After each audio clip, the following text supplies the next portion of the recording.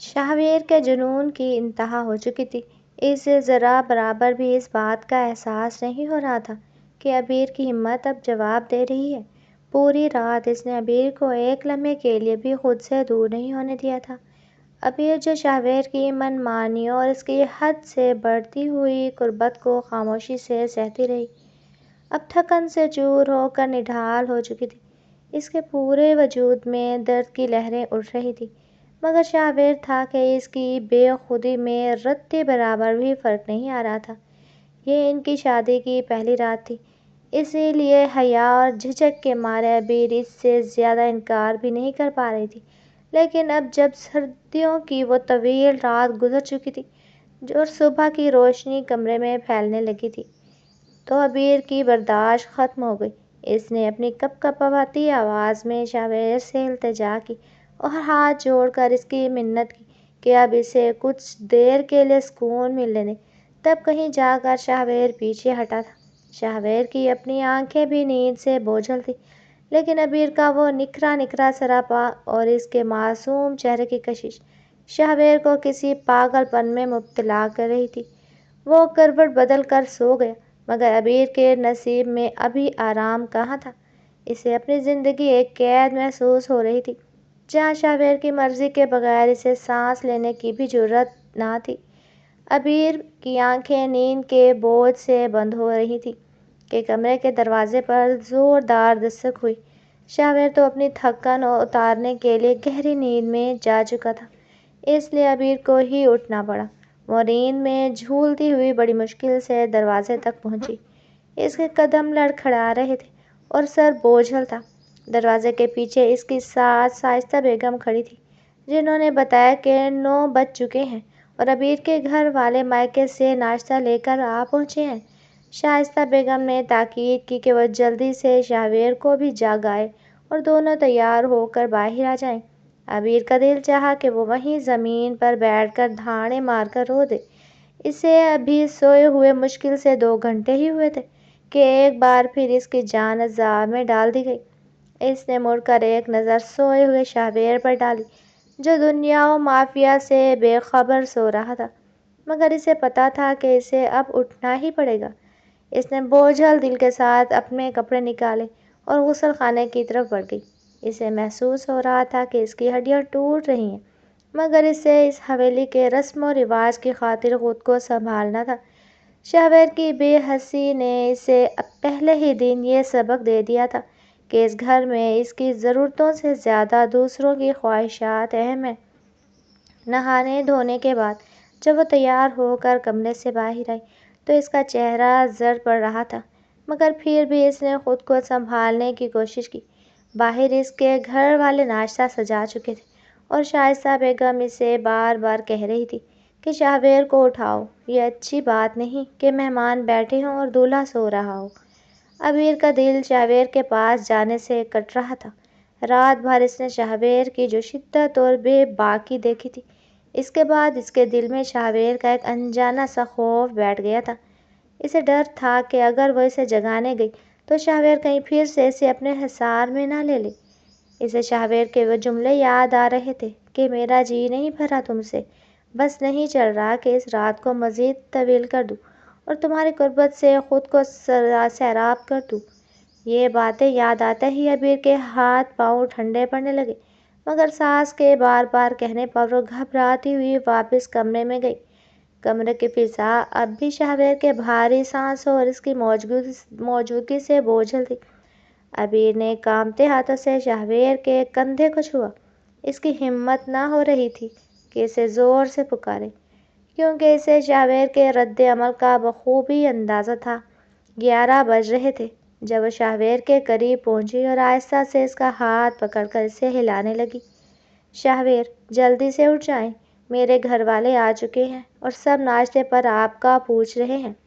شاہویر نے جب اپنی نیمو آنکھوں سے عبیر کا وہ نکھرا ہوا روپ دیکھا تو اس کے دماغ پر ایک بار پھر جنون سوار ہو گیا۔ اس نے ایک دم عبیر کو اپنی طرف کھینچا اور وہ بے ساختہ اس کے اوپر جا گری۔ شاہویر نے اسے اپنی باہوں میں جکڑتے ہوئے کہا کہ تمہاری پہلو سے نکلنے کو تو دل ہی نہیں چاہتا۔ یہ رشتے دار بھی بڑے ظالم ہوتے ہیں، جو میاں بیوی کو سکون کا وقت بھی نہیں دیتے۔ عبیر نے بڑی مشکل سے خود کو اس سے چھڑایا، مگر شاہویر نے اپنی من مانی کر کے ہی اسے چھوڑا۔ عبیر کا بس نہیں چل رہا تھا کہ وہ چیخ اٹھے، مگر اسے اپنی عزت اور لحاظ کا بھرم رکھنا تھا۔ شاہویر تو ہنستا وہ غسل خانے چلا گیا، مگر عبیر وہیں بیڈ پر بیٹھ کر اپنی قسمت پر آنسو بہانے لگی۔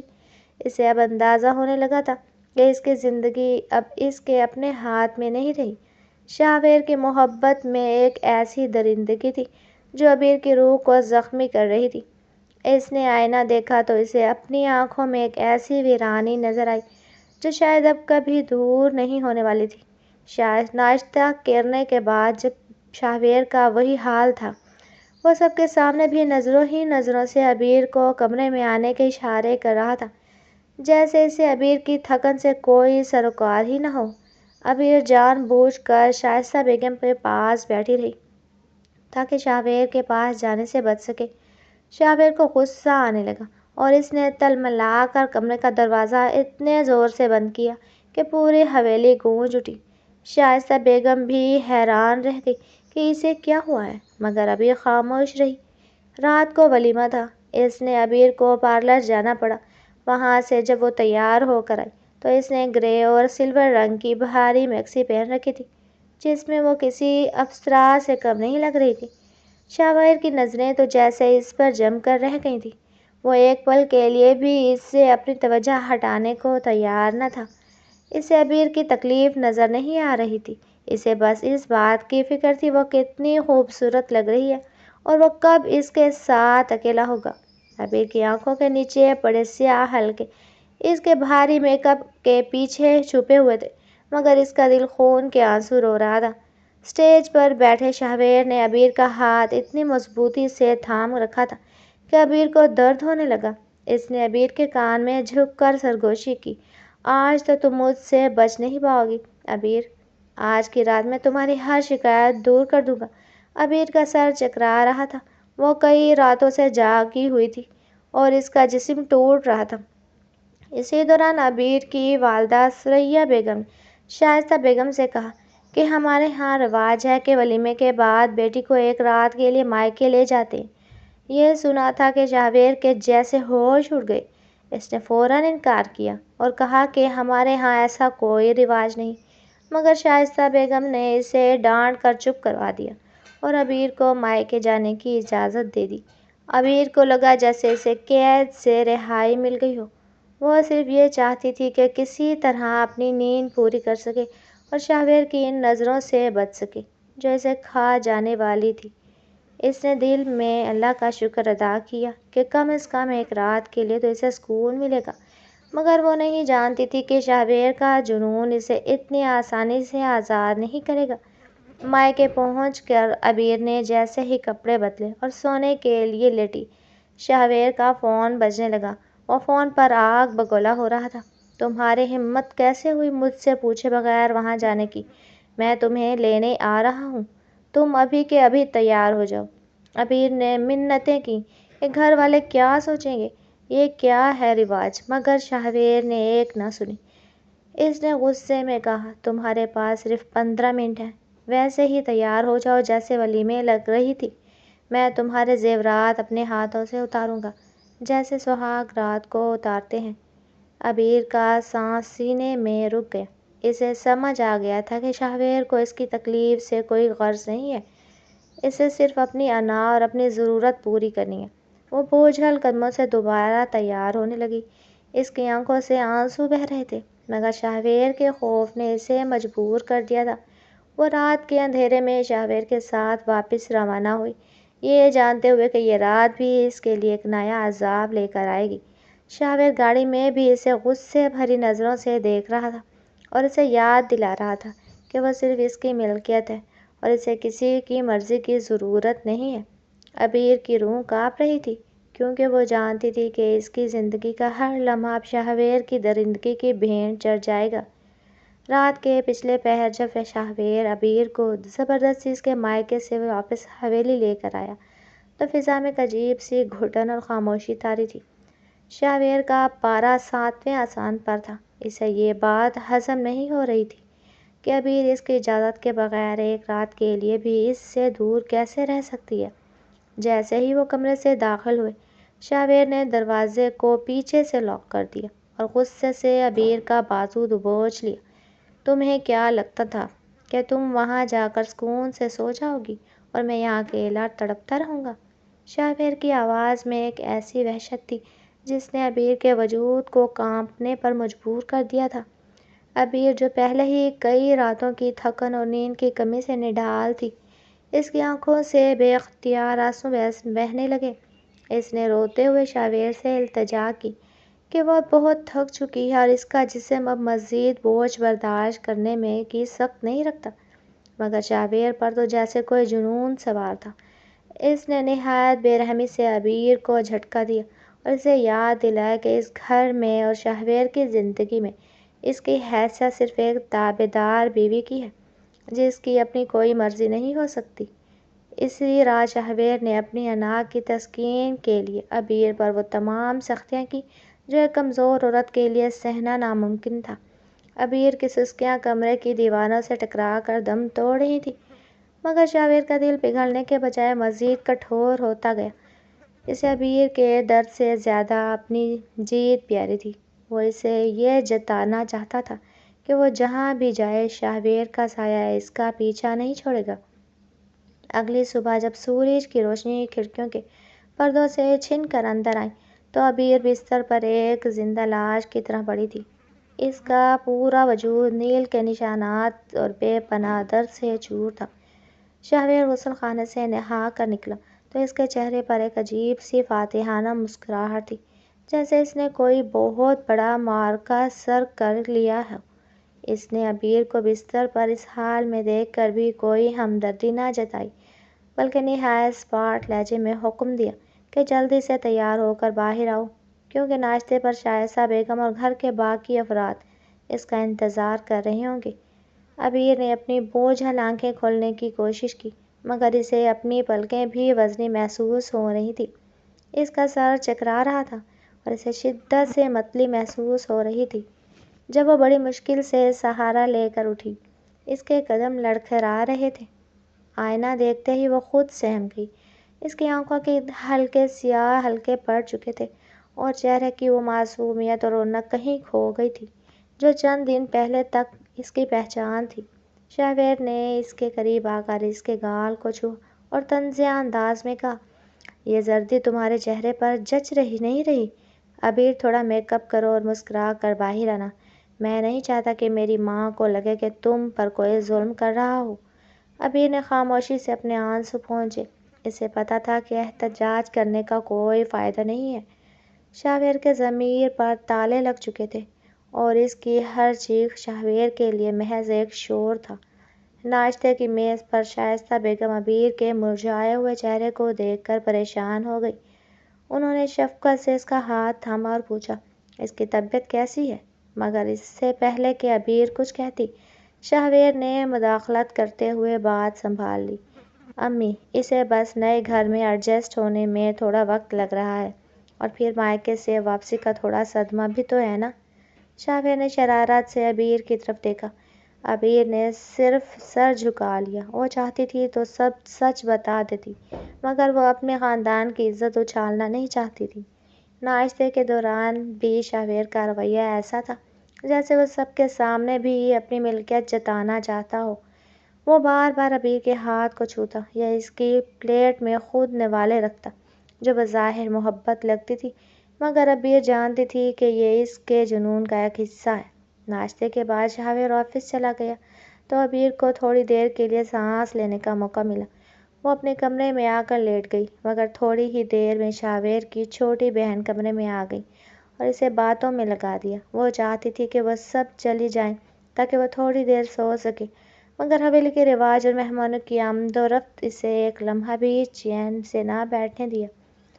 شام ہوتے ہی شاویر واپس آ گیا اور اس کے ساتھ ہی ابیر کی دھڑکنیں پھر سے تیز ہونے لگیں۔ وہ اپنے ساتھ ابیر کے لیے ایک مہنگا جوڑا اور زیورات لے کر آیا تھا۔ آج ہم باہر ڈنر پر جا رہے ہیں۔ میں چاہتا ہوں کہ میری بیوی سب سے زیادہ خوبصورت لگے۔ اس نے ابیر کے گلے میں زبردستی ہار پہناتے ہوئے کہا۔ ابیر نے دھیمی آواز میں کہا، اس کی طبیعت ٹھیک نہیں ہے اور وہ صرف آرام کرنا چاہتی ہے۔ مگر شہویر کا پارا فوراً چڑھ گیا۔ اس نے ہار کی زنجیر کو تھوڑا سا کھینچا، جس سے ابیر کی گردن پر سرخی ابھر آئی۔ میں نے تم سے پوچھا نہیں ہے ابیر، میں تمہیں بتا رہا ہوں، میری خوشی تمہاری پہلی ترجیح ہونی چاہیے۔ اس کا لہجہ برف کی طرح ٹھنڈا اور کاٹ دار تھا۔ ابیر نے سہم کر سر ہلا دیا، خاموشی سے تیار ہونے لگی۔ اسے احساس ہو رہا تھا کہ شہویر کی یہ نہاد محبت دراصل ایک قید ہے جس میں اس کا دم گھٹ رہا تھا۔ جب وہ ریسٹورانٹ پہنچے تو وہاں بھی شہویر کی نظریں مسلسل ابیر کا تعاقب کر رہی تھیں۔ اگر کوئی دوسرا مرد غلطی سے بھی ابیر کی طرف دیکھ لیتا تو شہویر کے ماتھے پر بل پڑ جاتے اور وہ ابیر کا ہاتھ میز کے نیچے اتنی زور سے دباتا کہ اس کی چیخ نکل جاتی۔ ابیر کو لگ رہا تھا کہ وہ ایک ایسے انسان کے ساتھ بن گئی ہے جو اسے جیتے جی مار دے گا۔ رات کو واپسی پر گاڑی میں شہویر نے پھر سے وہی موضوع چھیڑ دیا کہ ابیر نے ریسٹورانٹ میں ٹھیک سے ریسپانس نہیں دیا۔ تم وہاں ایسے بیٹھی تھی جیسے میں نے تمہیں اغوا کر رکھا ہو۔ کیا تمہیں میری غربت اچھی نہیں لگتی؟ شہویر نے گاڑی کی رفتار بڑھاتے ہوئے غصے سے پوچھا۔ ابیر نے روتے ہوئے کہا کہ وہ بیمار ہے اور اسے ڈاکٹر کے پاس جانے کی ضرورت ہے۔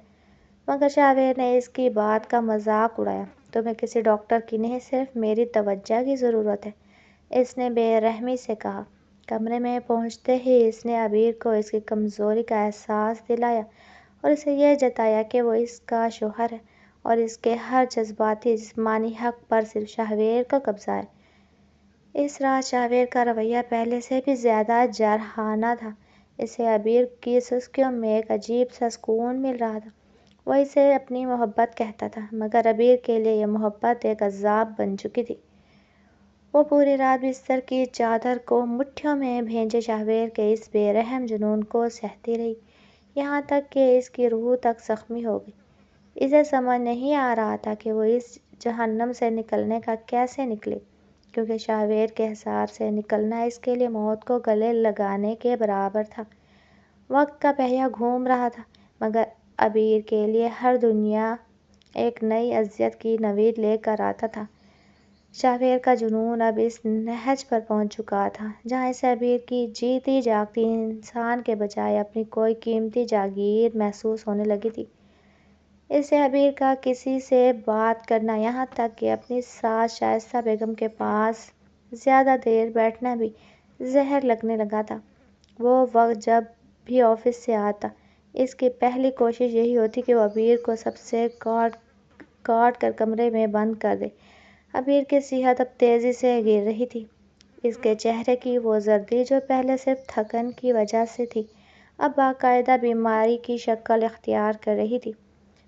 اسے بار بار چکر آتے اور متلی محسوس ہوتی، مگر شہویر اسے کسی مستند ڈاکٹر کے پاس لے جانے کے بجائے یہی کہتا، یہ سب محض اس کی توجہ حاصل کرنے کے بہانے اور مائکے جانے کی توجہ چالیں ہیں۔ شہویر کی نظر میں محبت کا صرف جسمانی قربت اور اپنی ضرورت کی تسکین تھا۔ وہ یہ سمجھنے سے بالکل قاصر تھا کہ ایک عورت کو صرف لمس نہیں بلکہ عزت، سکون اور ذہنی آسودگی بھی اشد ضرورت ہوتی ہے۔ ابیر جب بھی اپنی کسی جسمانی تکلیف کا ذکر کرتی، شہویر اسے اپنے بازوؤں کے سار میں جکڑ لیتا اور بڑی بے باکی سے کہتا کہ میری آغوش ہی تمہاری ہر بیماری کا واحد علاج ہے۔ ابیر کا دل اس کی ان باتوں سے مزید گھبرانے لگا۔ اسے شہویر کی غربت سے اب سکون نہیں بلکہ وحشت محسوس ہوتی تھی، جیسے کوئی قیدی اپنے جلاد کے قریب بیٹھا ہو۔ ایک دوپہر جب شہویر حویلی میں موجود نہیں تھا، ابیر کی طبیعت اس قدر بگڑ چکی کہ وہ کچن میں کام کرتے ہوئے اچانک فرش پر گر پڑی۔ شائستہ بیگم نے گھبرا کر اسے سنبھالا اور جب خاندانی ڈاکٹر کو بلوایا گیا تو معلوم ہوا کہ ابیر امید سے ہے۔ یہ خبر سن کر شائستہ بیگم کی خوشی کا کوئی ٹھکانہ نہ رہا۔ انہوں نے فوراً پورے گھر میں مٹھائیاں بانٹنے کا حکم دیا اور ابیر کے سر پر ہاتھ رکھ کر اسے دعائیں دینے لگی۔ ابیر کے اپنے دل میں بھی ایک عجیب سی روشنی جاگی۔ اسے لگا کہ شاید اب اس ننھی سی جان کی آمد شہویر کے پتھر دل کو پگھلا دے گی۔ شاید اب وہ ایک باپ کی ذمہ داری سمجھے گا اور اس پر رحم کرنا شروع کر دے گا۔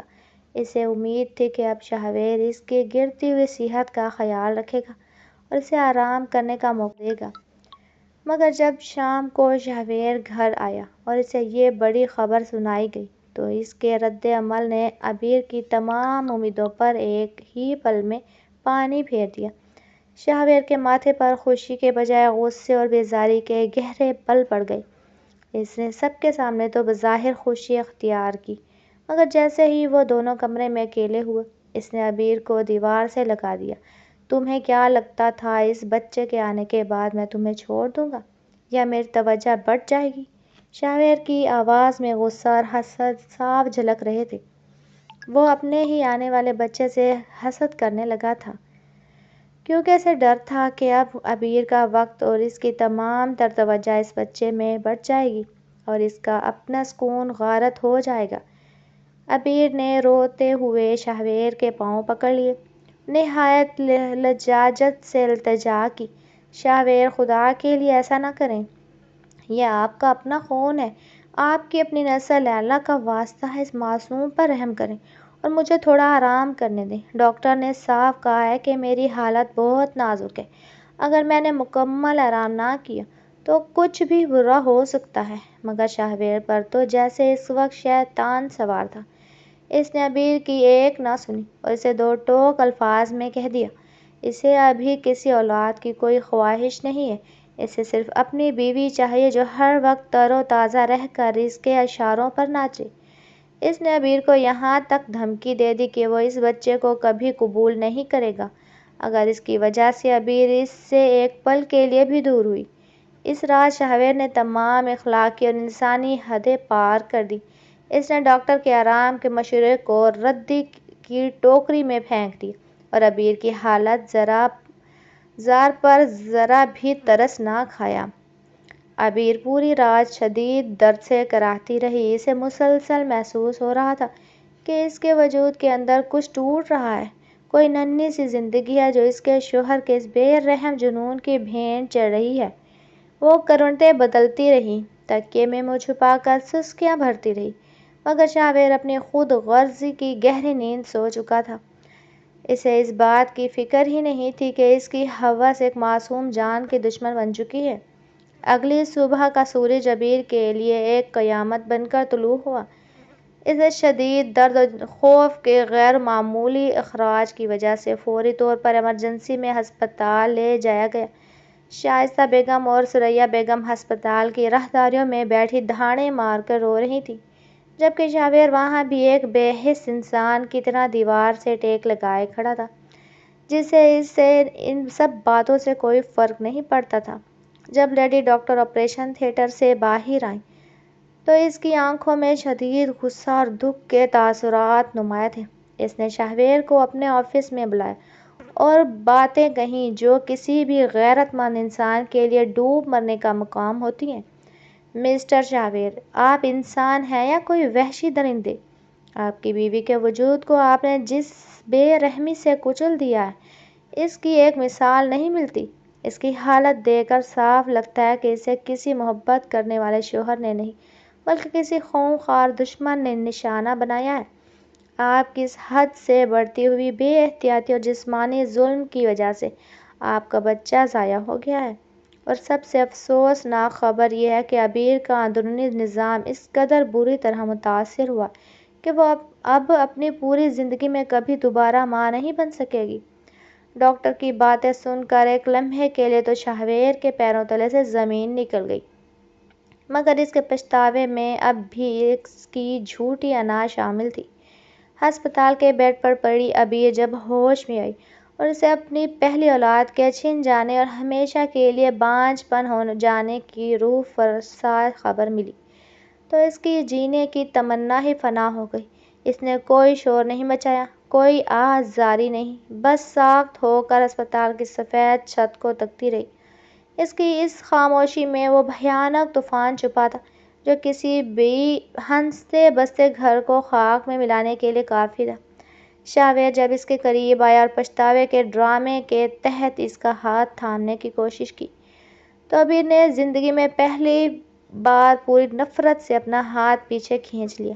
دور ہو جائیں مجھ سے شاہویر، آپ نے صرف میرا بچہ نہیں چھینا، آپ نے مجھ سے جینے کی آخری امید بھی ہمیشہ کے لیے چھین لی ہے۔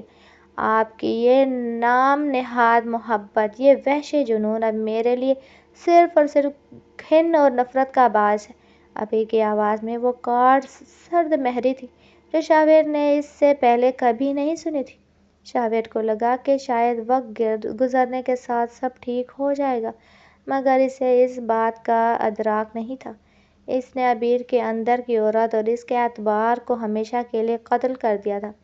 وہ اب ایک ایسی زندہ لاش بن چکی تھی جس کا شاہویر کے کسی لمس، کسی دکھ یا کسی بات سے اب کوئی تعلق باقی نہیں رہا تھا۔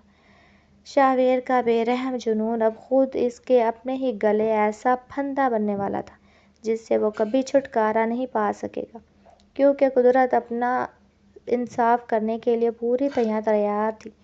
ہسپتال سے گھر واپسی کے بعد حویلی کی فضاؤں میں چھائی وہ پراسرار خاموشی کسی بہت بڑے طوفان کا پیش خیمہ ثابت ہو رہی تھی۔ ابیر جو پہلے ہی شاہویر کے وحشیانہ رویے سے ہر وقت سہمی رہتی تھی، اب ایک چلتی پھرتی لاش میں تبدیل ہو چکی تھی۔ اس کی آنکھوں کی وہ معصوم چمک کہیں گہرے اندھیروں میں کھو گئی تھی اور اس کے لبوں پر جیسے ہمیشہ کے لیے تالے لگ چکے تھے۔ وہ شاہویر کی موجودگی میں بھی خود کو مکمل طور پر تنہا اور لاوارث محسوس کرتی تھی، جیسے اس کا اس گھر اور اس انسان سے اب کوئی تعلق ہی باقی نہ رہا ہو۔ شاہویر جس کے مصنوعی پچھتاوے کی عمر بہت ہی مختصر ثابت ہوئی، اب اپنی سنگین غلطی تسلیم کرنے کے بجائے مزید تلخ اور چڑچڑا ہو گیا تھا۔ اسے ڈاکٹر کی کہی ہوئی ایک ایک بات رہ رہ کر یاد آتی تھی اور اسے اندر سے کاٹتی بھی تھی، مگر وہ اپنی جاہلانہ انا کی وجہ سے خود کو قصوروار ٹھہرانے کو کسی صورت تیار نہ تھا۔ جب اسے اس بھیانک حقیقت کا مکمل ادراک ہوا کہ ابیر اب کبھی اسے وارث نہیں دے سکے گی اور اس کی نسل آگے نہیں بڑھے گی، تو اس کے اندر کی رہی سہی ہمدردی بھی ایک دم مر گئی تھی اور اس کی جگہ شدید نفرت اور بیزاری نے لے لی تھی۔ وہ اب بات بات پر ابیر کو نیچا دکھانے اور اسے ذہنی اذیت دینے کا کوئی بھی موقع ہاتھ سے نہ جانے دیتا۔ شاہویر کا وہی جنون جو پہلے محبت کے جھوٹے لبادے میں تھا، اب ایک زہریلے طعنے کی شکل اختیار کر چکا تھا جو ابیر کے وجود کو چھلنی کر دیتا تھا۔ وہ ابیر کے سامنے جان بوجھ کر دوسرے لوگوں کے بچوں کا ذکر کرتا اور پھر حقارت آمیز نظروں سے اس کی طرف دیکھ کر کہتا، کچھ عورتیں اس دنیا میں بدقسمت اور منحوس ہی پیدا ہوتی ہیں جو اپنے شوہر کو باپ بننے کی خوشی تک دینے کی سکت نہیں رکھتی اور صرف بوجھ بن کر جیتی ہیں۔ ابیر ان خونی طعنوں کو زہر کے گھونٹ کی طرح پی جاتی، مگر اس کے نازک دل پر جو گہرے گھاؤ لگ رہے تھے وہ اب ناسور بنتے جا رہے تھے۔ اسے سمجھ نہیں آتا تھا کہ اس شخص نے خود اس کی گود اجاڑی، وہی اب اسے بانجھ ہونے کا طعنہ کس منہ سے دے رہا ہے۔ ایک رات جب شاہویر حسب معمول دیر سے گھر آیا اور ابیر کو مصلے پر بیٹھا روتے ہوئے پایا تو اس کا غصہ اچانک بھڑک اٹھا۔ اس نے نہایت بے رحمی سے مسلح کھینچا اور ابیر کو بازو سے پکڑ کر جھٹکے سے کھڑا کر دیا۔ یہ رونے دھونے کے ڈرامے اب بند کرو ابیر، تمہارے ان مگرمچھ کے آنسوؤں سے وہ مرا ہوا بچہ کبھی واپس نہیں آئے گا اور نہ ہی تمہاری وہ اجڑی ہوئی کوکھ کبھی دوبارہ ہری ہوگی۔ تم نے میری پوری زندگی برباد کر کے رکھ دی ہے۔ مجھے ایک ایسی عورت کے ساتھ ہمیشہ کے لیے باندھ دیا گیا ہے جو ہر لحاظ سے ادھوری اور بیکار ہے۔ ابیر نے تڑپ کر شاہویر کی طرف دیکھا، اس کی آنکھوں میں التجا تھی۔ کاش شاہویر ایک بار تو اپنی درندگی اور اپنے اس جنون کو تسلیم کر کے جس نے سب برباد کیا، کاش وہ یہ مان لے کہ یہ سب اس کی اپنی بے حسی اور ہوس کی وجہ سے ہوا ہے۔ مگر شاہویر کا دل اب مکمل طور پر پتھر کا ہو چکا تھا۔ اس نے ابیر کو ایک زوردار جھٹکا دے کر بستر پر گرا اور کراہت بھرے لہجے میں کہا، اب اسے ابیر کی صورت دیکھنا بھی ناگوار ہی ہے۔ وہ شاہویر جو پہلے ابیر کو ایک پل کے لیے بھی خود سے دور نہیں کرتا تھا، اب کئی کئی دن اس سے بات تک نہ کرتا اور جب کبھی منہ کھولتا تو صرف اسے ذلیل و رسوا کرنے کے لیے۔ شائستہ بیگم نے کئی بار شہریار کو سمجھانے اور اسے اللہ کے خوف کی یاد دہانی کروانے کی کوشش کی کہ وہ عبیر پر تھوڑا رحم کرے، مگر شہریار نے اپنی ماں کو بھی دو ٹوک اور تلخ جواب دے دیا کہ وہ ایک ایسی بانجھ عورت کے ساتھ اپنی پوری زندگی ضائع نہیں کر سکتا جس سے اسے کوئی امید نہ ہو۔ اسی دوران شہریار کی زندگی میں زوئی کی باقاعدہ انٹری ہوئی۔ زوئی ایک ماڈل تھی جس کا تعلق شہریار کے ایک نئے بزنس پروجیکٹ کے ذریعے ہوا تھا۔ وہ شہریار کی بے پناہ دولت، اس کی حویلی اور اس کے رعب و دبدبے سے اچھی طرح واقف تھی اور اسے کسی بھی قیمت پر اپنا شکار بنانا چاہتی تھی۔ شہریار، جو گھر میں عبیر کی مسلسل خاموشی اس کے غم اور مرجھائے ہوئے چہرے سے بری طرح اکتا چکا تھا، اسے اب زوئی کی مصنوعی چمک دمک، اس کے میک اپ اور اس کی بناوٹی ہنسی میں ایک جھوٹا سکون نظر آنے لگا۔ وہ اب اکثر راتوں کو بہت دیر سے گھر آنے لگا اور زیادہ تر وقت زوئی کے ساتھ پارٹیوں اور آؤٹنگ میں مصروف رہنے لگا۔ عبیر کو سب کچھ پتہ تھا، وہ شہریار کی بدلتی ہوئی وفاداریوں سے آگاہ تھی، مگر اس کے اندر اب اتنی ہمت ہی نہیں بچی تھی کہ وہ شہریار سے کوئی سوال کر سکے یا اپنا حق مانگ سکے۔ وہ تو اب بس یہ چاہتی تھی کہ شہریار اسے کسی طرح اپنی زندگی سے نکال دے تاکہ وہ سکون سے کہیں دور جا کر مر تو سکے۔ شہریار کی اس کھلی بے وفائی نے عبیر کو آخری کاری چوٹ پہنچانی تھی جس نے اس کا رہا سہا اعتبار بھی ہمیشہ کے لیے خاک میں ملا دیا۔ ایک شام شہریار نے حویلی آ کر ایک ایسا دھماکے دار اعلان کیا جس نے پورے گھر کے در و دیوار ہلا کر رکھ دیے۔ اس نے سب کے سامنے کھڑے ہو کر بلند آواز میں کہا کہ وہ بہت جلد زوئی سے شادی کر رہا ہے کیونکہ اسے اپنی نسل بڑھانی ہے اور عبیر اب اس قابل نہیں رہی کہ اسے اولاد دے سکے۔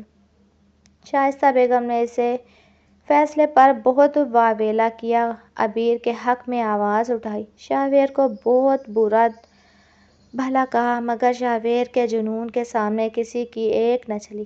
اس نے درندگی کی انتہا کرتے ہوئے عبیر کے سامنے طلاق کے کاغذات تھما دیے اور نہایت بے رحمی سے ہنستے ہوئے کہا، تمہاری جگہ اب اس گھر میں اور میرے دل میں نہیں رہی، تم جا سکتی ہو اب اپنے اس مائکے جہاں جانے کے لیے تم پہلے دن تڑپ رہی تھی۔ آج میں تمہیں ان تمام رشتوں سے ہمیشہ کے لیے آزاد کر رہا ہوں۔ عبیر نے بنا کوئی سوال کیے خاموشی سے ان کاغذات پر اپنے کانپتے ہاتھوں سے دستخط کر دیے۔ اس کے چہرے پر اس وقت نہ کوئی دکھ تھا اور نہ ہی کوئی پچھتاوا۔ اسے تو لگ رہا تھا کہ اس جہنم زار سے نکلنے کا شاید یہی ایک راستہ بچا تھا۔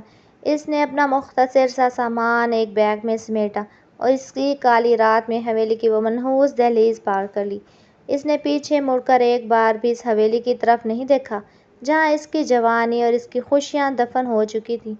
اسے نہیں معلوم تھا کہ آگے کی زندگی کیا ہوگی، مگر اسے اتنا یقین ضرور تھا کہ اب شہریار کا وہ بے رحم جنون اسے مزید پامال نہیں کر پائے گا۔ شہریار نے اپنی انا کی تسکین کے لیے دھوم دھام سے زوئی سے شادی تو کر لی تھی، مگر اسے یہ اندازہ نہیں تھا کہ مکافات عمل کا پہیہ اب تیزی سے چل پڑا ہے۔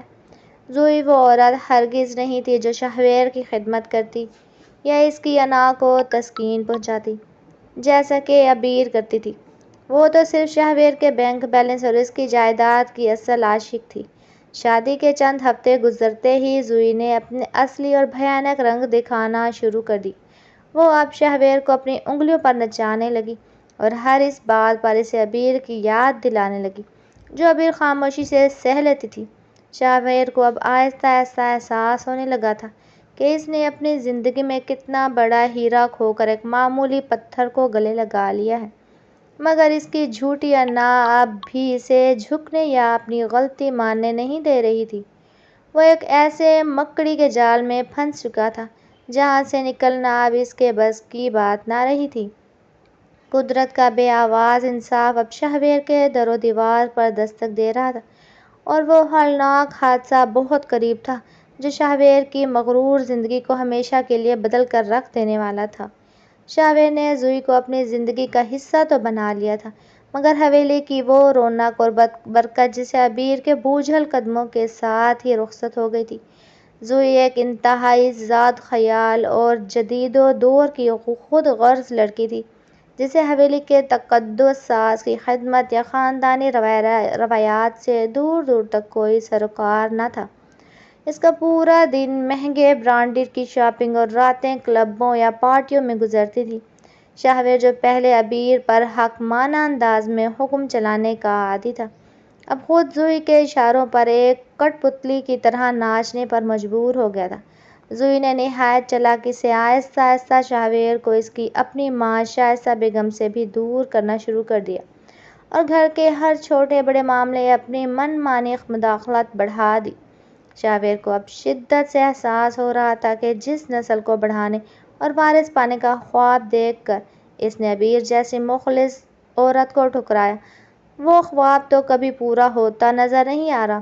زوئی تو ابھی ماں بننے کے لیے سرے سے تیار ہی نہیں تھی۔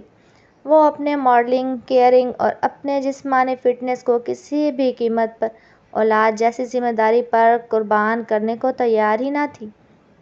شاہویر جب بھی اس سے اولاد کی بات چھڑتا، زوئی اسے تیکھے لہجے میں صاف جواب دے دیتی کہ اسے اپنی گلیمرس زندگی ایک بچے کے لیے برباد نہیں کرنی۔ شاہویر کو اب تنہائی میں عبیر کی وہ خاموش قربانیاں، اس کا وہ بے لوث دکھ اور معصوم چہرہ یاد آنے لگا تھا جسے اس نے خود اپنے ہاتھوں سے زخم دیے تھے، مگر اب پچھتاوے کی آگ میں جلنے کے سوا اس کے پاس کوئی دوسرا راستہ نہیں تھا۔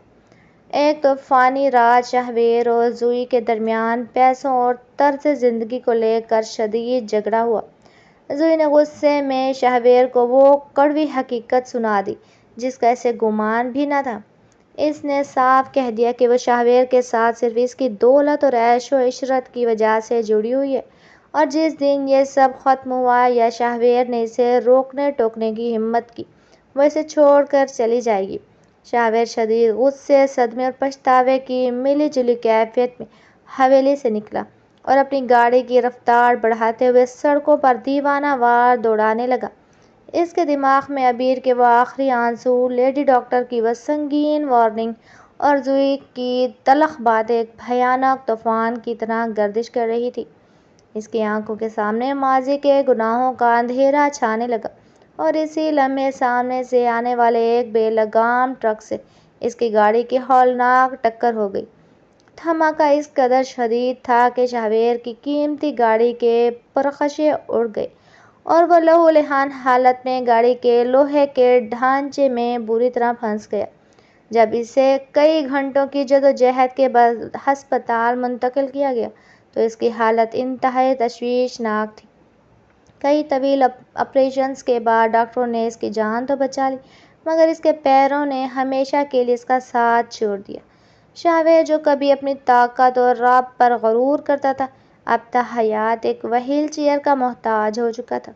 وہ شخص جو کسی کو خاطر میں نہیں لاتا تھا، اب اپنے چھوٹے چھوٹے کام کے لیے بھی دوسروں کے سہارے اور رحم کا طالب بن گیا تھا۔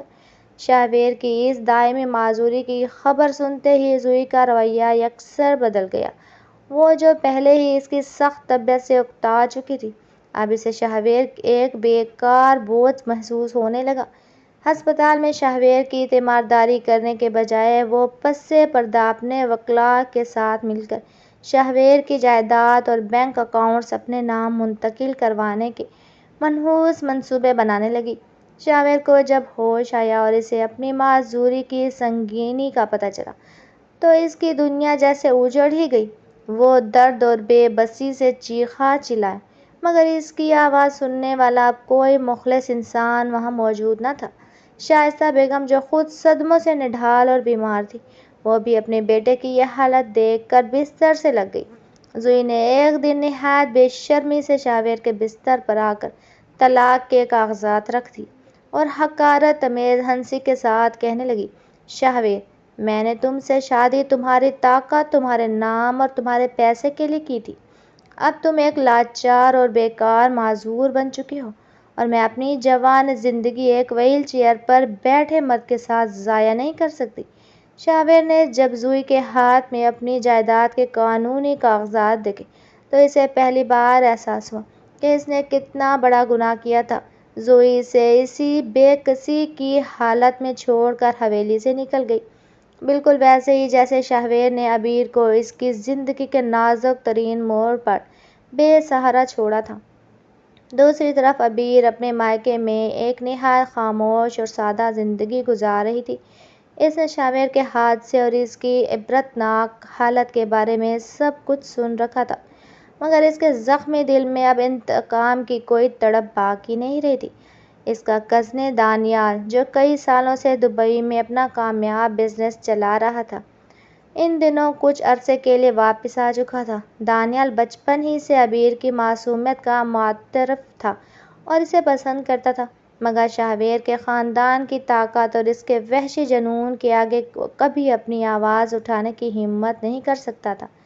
جب اسے عبیر کی طلاق، اس کے ضائع ہونے والے بچے اور اس پر ہونے والے غیر انسانی مظالم کا علم ہوا، تو اس نے پکا فیصلہ کر لیا کہ اب وہ عبیر کا حقیقی سہارا بنے گا۔ دانیال نے عبیر کی والدہ سے ملاقات کی اور نہایت احترام کے ساتھ عبیر سے شادی کی خواہش ظاہر کی۔ عبیر نے پہلے تو سختی سے انکار کر دیا، اسے لگتا تھا کہ وہ ایک ادھوری اور بانجھ عورت ہے اور وہ کسی بھی صورت دانیال جیسی نیک سیرت انسان کی زندگی برباد نہیں کرنا چاہتی تھی۔ مگر دانیال نے اسے وہ بات کہی جس نے عبیر کے برسوں سے مردہ پڑے دل میں زندگی کی ایک نئی رمق پیدا کر دی تھی۔ عبیر، مجھے تمہاری کوکھ سے اپنی نسل بڑھانے کا کوئی لالچ نہیں ہے، مجھے تو صرف تم سے چاہیے، مجھے وہ پرانی اور ہنستی مسکراتی عبیر چاہیے جس کی معصومیت میں نے بچپن میں دیکھی تھی۔ میں تمہاری روح کے ان تمام زخموں کو اپنی محبت سے بھرنا چاہتا ہوں جو تمہیں دنیا نے دی ہے۔ دانیال کی اس بے لوث سچائی اور اس کی پاکیزہ محبت نے عبیر کے گرد بنی برف کی دیوار کو پگھلا دی۔ ان دونوں کا نکاح نہایت سادگی کے ساتھ حویلی کے تلخ یادوں سے دور مائکے میں ہوا اور دانیال اسے فوراً طور پر اپنے ساتھ دبئی لے گیا۔ وہاں کی پرسکون فضا، کشادہ گھر اور دانیال کی بے پناہ محبت و احترام نے عبیر کی شخصیت کو آہستہ آہستہ بدلنا شروع کر دیا۔ دانیال نے کبھی اسے اس کی کسی کمزوری کا احساس نہیں ہونے دیا، بلکہ وہ اسے دنیا کی ہر چھوٹی بڑی خوشی دینے کی جی توڑ کوشش کرتا۔ عبیر کو اپنی زندگی میں پہلی بار یہ احساس ہوا کہ محبت کسی جنون، ہوس یا زبردستی کا نام نہیں ہے، بلکہ سچی محبت تو ایک دوسرے کا احترام ہے، دکھ سکھ بانٹنے اور ایک دوسرے کا سہارا بننے کا نام ہے۔ شہویر نے اسے صرف آنسو اور عمر بھر کے روک دیے تھے، جبکہ دانیال نے اسے دوبارہ جینا اور مسکرانا سکھا دیا تھا۔ قدرت کا انصاف ابھی اپنے آخری مراحل میں تھا، کیونکہ جہاں شہویر اپنی تنہائی اور معذوری کے بوجھ تلے گٹ رہا تھا، وہیں عبیر کی زندگی میں ایک ایسا عظیم معجزہ ہونے والا تھا جس کی امید خود عبیر نے بھی سالوں پہلے چھوڑ دی تھی۔ شہویر کی زندگی اب ایک ایسے تاریک اور جس زدہ غار میں بدل چکی تھی جہاں پچھتاوے کی جھلسا دینے والی آگ کے سوا کچھ باقی نہ تھا۔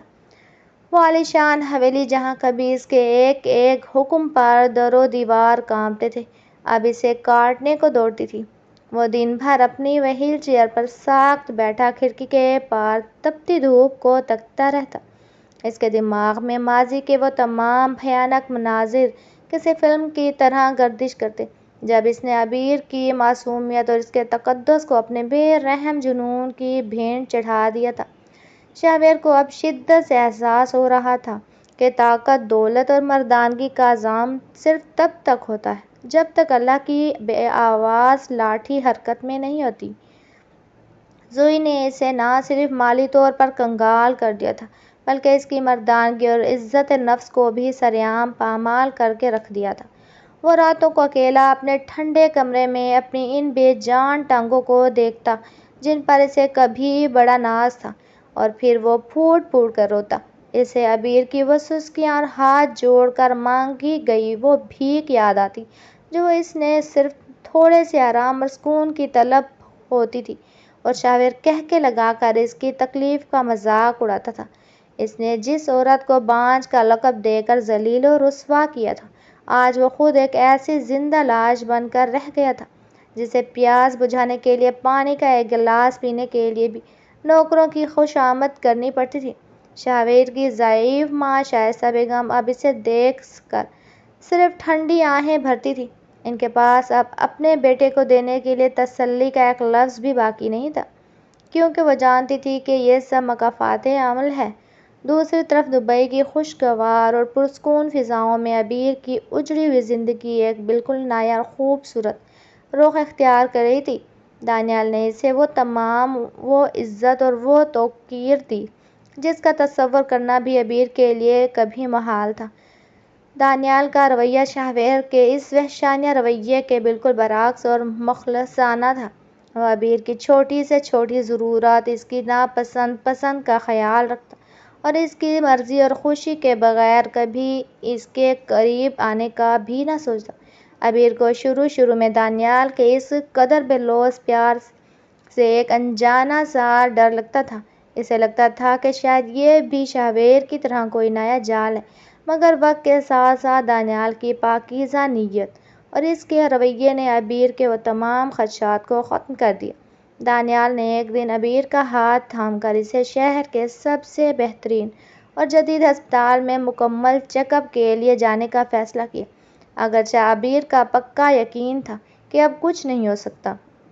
دانیال، ان ڈاکٹروں نے مجھے سالوں پہلے جواب دے دیا تھا، اب میڈیکل رپورٹس بدلنے سے میری وہ ادھوری حقیقت نہیں بدلے گی، عبیر نے بوجھل اور مایوسی لہجے میں کہا۔ مگر دانیال نے اس کی آنکھوں میں آنکھیں ڈال کر بڑی محبت سے جواب دیا، عبیر، ڈاکٹر تو صرف اپنی سائنس اور تجربے کی بنیاد پر بات کرتے ہیں، مگر معجزے تو خالصتاً اللہ کے ہاتھ میں۔ میں تمہیں کسی اولاد کی لالچ یا خواہش میں یہاں نہیں لایا، میں بس یہ چاہتا ہوں کہ تم اندرونی طور پر مکمل صحت یاب ہو جاؤ اور تمہارے وہ پرانے زخم بھر جائیں۔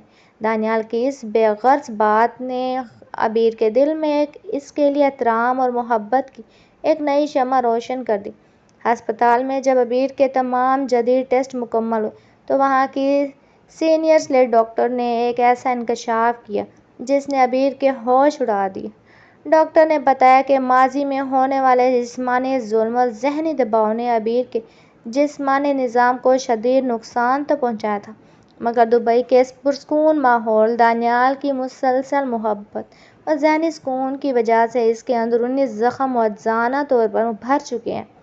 ڈاکٹر نے اسے کچھ طاقت کی ادویات دیں اور اسے مکمل طور پر خوش رہنے کی تاکید کی۔ دانیال نے عبیر کو دنیا کی ہر فکر، ہر غم اور ہر خوف سے آزاد کر دیا تھا۔ وہ اسے خوبصورت سمندری مقامات پر لے جاتا، اسے جی بھر کر اس کی پسند کی شاپنگ کرواتا اور سب سے بڑھ کر اسے وہ احساس تحفظ فراہم کرتا جو شاہویر کے پاس رہتے ہوئے اسے ایک پل کے لیے بھی میسر نہیں تھا۔ عبیر کی مرجھائی ہوئی رنگت اب دوبارہ گلابی ہونے لگی تھی اور اس کی آنکھوں کی ویرانی کی جگہ اب دانیال کے لیے ممنونیت اور پیار کی چمک نے لے لی تھی۔ وہ اب راتوں کو ڈراؤنے خواب دیکھ کر ہڑبڑا کر نہیں اٹھتی تھی، کیونکہ اسے پتہ تھا کہ دانیال کی صورت میں اس کا سچا محافظ ہر پل اس کے پاس موجود ہے۔ محبت کا یہ پروقار روپ عبیر کے لیے بالکل نیا تھا، جہاں زبردستی کا نام و نشان نہیں بلکہ دوسرے کی روح کا احترام مقدم تھا۔ ایک پرسکون شام جب وہ دونوں سمندر کے کنارے ٹھنڈی ہواؤں سے لطف اندوز ہو رہے تھے، عبیر کو اچانک شدید چکر آنے لگے اور اسے اپنے وجود میں ایک عجیب سی نکہت محسوس ہوئی۔ دانیال بری طرح گھبرا گیا اور اسے فوری طور پر ہسپتال لے گیا، جہاں ڈاکٹر نے اس کا تفصیلی معائنہ کرنے کے بعد مسکراتے ہوئے دانیال کی طرف دیکھا۔ بہت مبارک ہو مسٹر دانیال، آپ کی بیوی امید سے ہے۔ یہ جملہ سماعتوں سے ٹکراتے ہی عبیر کو لگا جیسے کائنات کی تمام حرکت ایک لمحے کے لیے تھم گئی ہو۔ اس کی آنکھوں سے بے اختیار خوشی اور شکر گزاری کے آنسو بہنے لگے۔ اسے وہ سیاہ دن یاد آیا جب شاہویر نے اسے بانجھ کا طعنہ دے کر حویلی سے دھتکارا تھا، اور آج وہی عورت اللہ کے ایک بہت بڑے زندہ معجزے کی گواہ بن رہی تھی۔ دانیال نے وہیں ہسپتال کے فرش پر اللہ کے حضور سجدہ شکرانہ ادا کیا۔ یہ خوشخبری عبیر کے لیے صرف ایک بچے کی آمد نہیں تھی، بلکہ اس کے ماتھے سے وہ بدنما داغ ہمیشہ کے لیے دھونے کا الہی اعلان تھا جو شاہویر کے بے رحم جنون نے لگایا تھا۔ دانیال نے نہایت پیار سے عبیر کے ماتھے پر بوسہ دیا اور وعدہ کیا کہ وہ اس آنے والے بچے کو دنیا کا سب سے خوش نصیب اور محبت پانے والا بچہ بنائے گا۔ شاور کو جب حویلی میں اپنے ایک پرانے ملازم کے ذریعے عبیر کی حاملہ ہونے اور اس کی دبئی میں انتہائی خوشحال زندگی کی خبر ملی تو اسے لگا جیسے کسی نے اس کے سینے میں زہر بچھا ہوا خنجر گھونپ دیا۔ وہ وہیل چیئر پر بیٹھا ساکت رہ گیا۔ اس کے منہ سے ایک لفظ نہ نکل سکا۔ اسے اپنی نام و نہاد مردانگی، اپنی بے جا طاقت اور اپنے وحشی جنون پر اس قدر شرمندگی اور ندامت ہونے لگی جس نے اسے آج کہیں کا نہیں چھوڑا تھا۔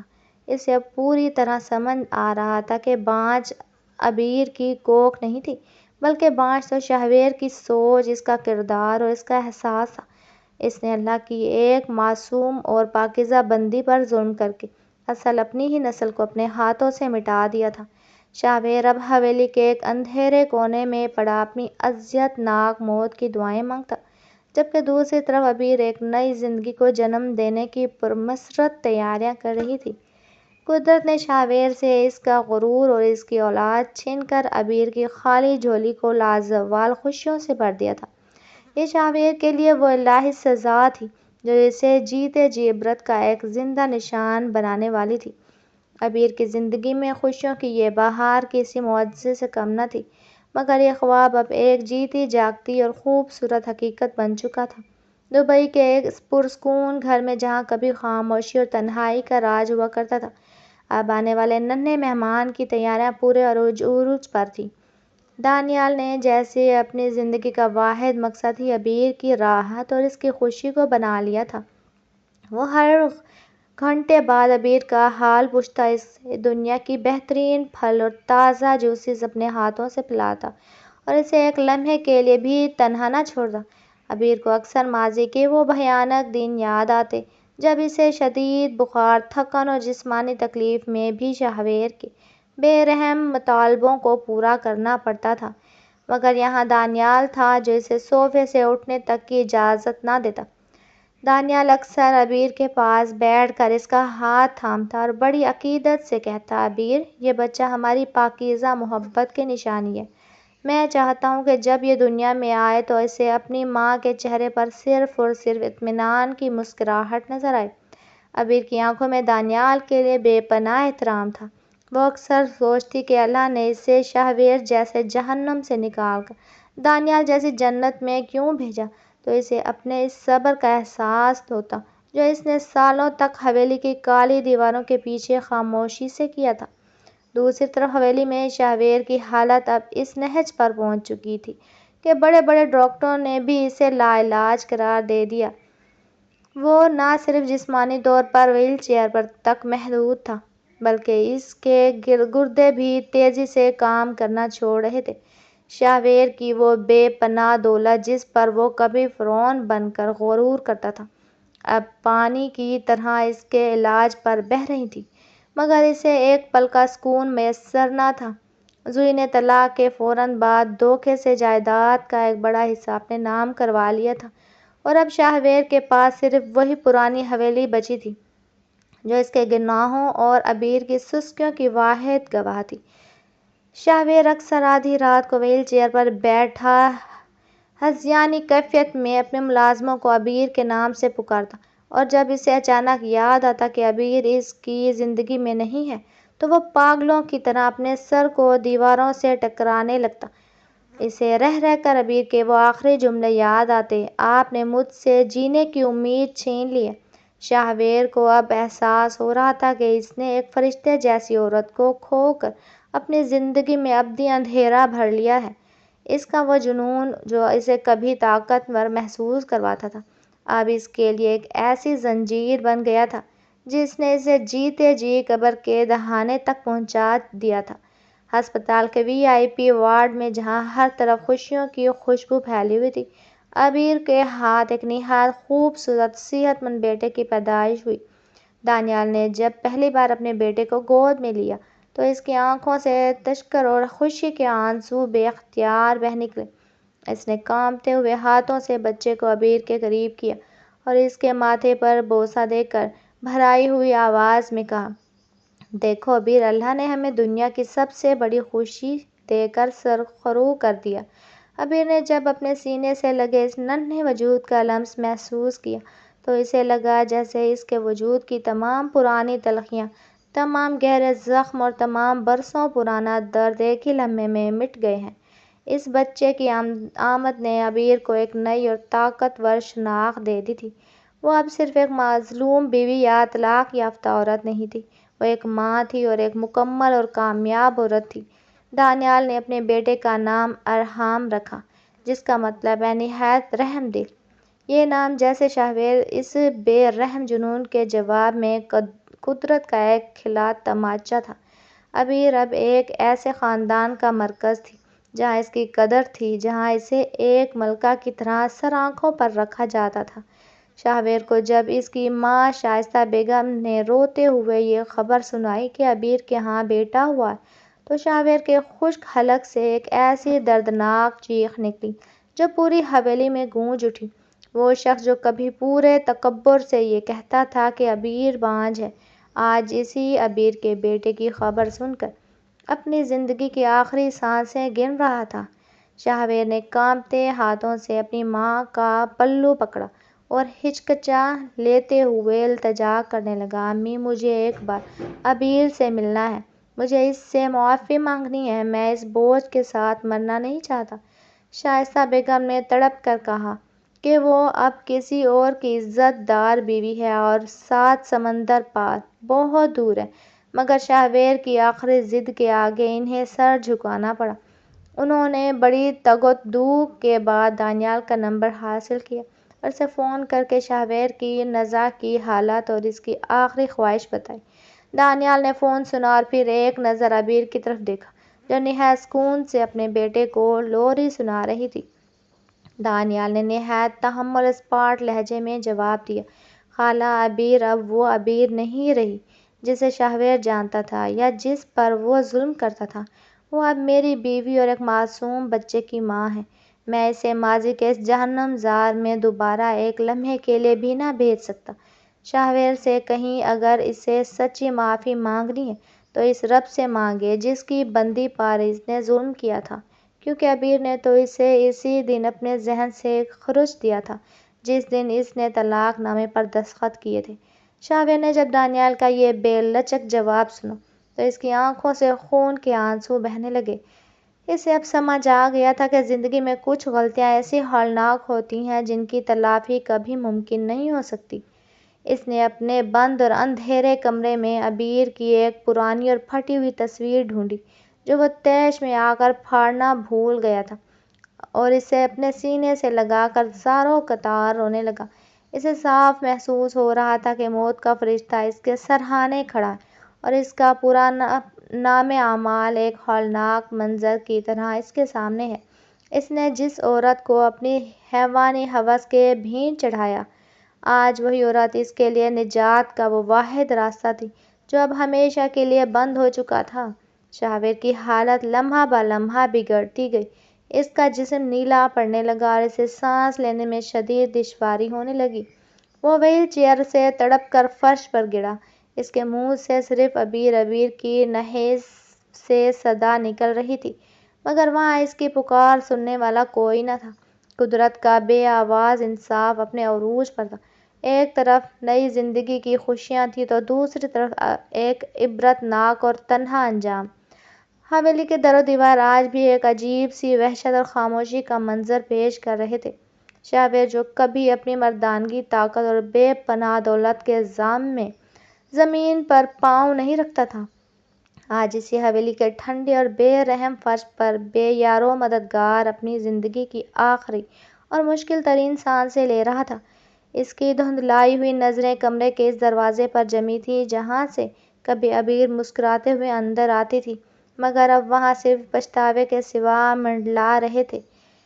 شاہویر کے بوجھل ذہن میں اپنی پوری زندگی ایک تلخ فلم کی طرح چل رہی تھی۔ اسے ابیر کا وہ معصوم اور ڈرا ہوا چہرہ یاد آ رہا تھا جب وہ پہلی بار دلہن بن کر اس حویلی میں آئی تھی، اور پھر اسے اپنا وحشیانہ بے رحم جنون یاد آیا جس نے اس پھول جیسی لڑکی کو مسل کر رکھ دیا تھا۔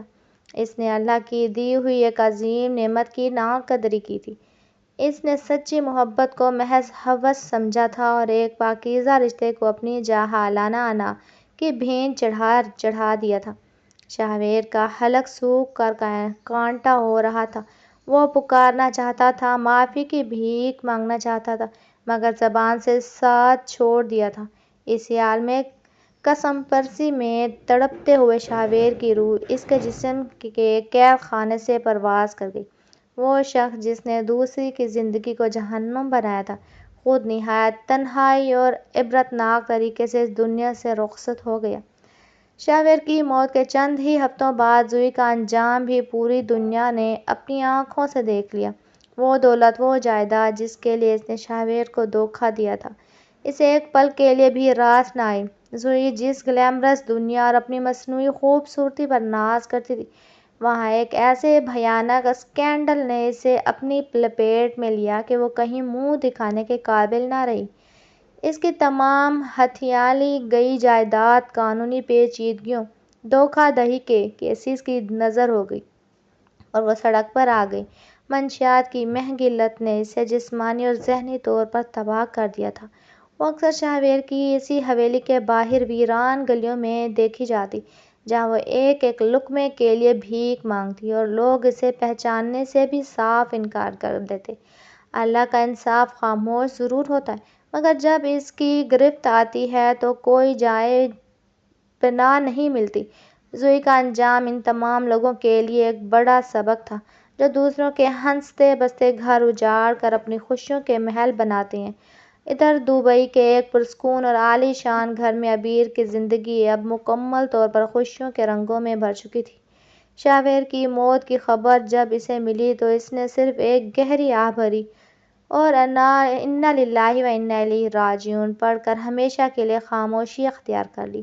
اس کے دل میں اب شاہویر کے لیے نہ کوئی نفرت باقی تھی اور نہ ہی کوئی دکھ، کیونکہ دانیال کی بے لوث محبت نے اس کے ماضی کے تمام گہرے زخموں کو خرچ کر بالکل صاف کر دیا تھا۔ عبیر اب اپنے بیٹے ارحام کے ساتھ ایک نئی اور پر امید دنیا میں رہتی تھی۔ دانیال نے شاہویر کی حویلی کی وہ تمام کالی یادیں عبیر کے معصوم ذہن سے مٹانے کے لیے اسے دنیا کے خوبصورت ترین مقامات کی سیر کروائی اور اسے ایک ملکہ جیسا پروٹوکول دیا۔ ارحام اب 1 سال کا ہو چکا تھا اور اس کی معصوم شرارتیں اور کہکے گھر کے کونے کونے میں زندگی کا احساس دلاتے۔ عبیر جب اپنے بیٹے کو دانیال کی گود میں کھیلتا دیکھتی تو اسے اللہ کے اس عظیم معجزے پر کامل یقین آ جاتا کہ جو رب بانجھ کہی جانے والی عورت کی جھولی بھر سکتا ہے، وہ کتنا رحیم و قدر والا ہے۔ دانیال اور عبیر کی محبت اب ایک روشن مثال بن چکی تھی۔ دانیال نے کبھی ایک بار بھی عبیر کو یہ احساس نہیں ہونے دیا کہ وہ اس کا دوسرا شوہر ہے، بلکہ وہ اسے ہمیشہ اپنی زندگی کی پہلی اور واحد محبت قرار دیتا تھا۔ ایک سہانی شام جب وہ دونوں اپنے گھر کے ٹیرس پر بیٹھے غروب آفتاب کا دلفریب منظر دیکھ رہے تھے، عبیر نے دانیال کا ہاتھ اپنے دونوں ہاتھوں میں تھام کر نہایت عقیدت سے کہا، دانیال، میں نے زندگی میں بہت سی سختیاں دیکھی، بہت سے بے نام آنسو بہائے، مگر آپ نے مجھے جو عزت، وقار اور سکون دیا، اس نے مجھے دوبارہ جینا سکھا دیا۔ اگر آپ میرا ہاتھ نہ تھامتے تو شاید میں آج بھی اسی تاریک ماضی کے اندھیروں میں بھٹک رہی ہوتی۔ دانیال نے مسکرا کر عبیر کی چمکتی ہوئی آنکھوں میں دیکھا اور نہایت نرمی سے جواب دیا، عبیر، تم تو وہ صابر عورت ہو جس کے صبر اور ہمت پر فرشتے بھی رشک کرتے ہیں۔ میں نے تو صرف تمہاری اس قدر کی ہے جو تم بچپن سے مستحق تھی، اصل صلہ تو تمہیں تمہارے رب نے دیا ہے۔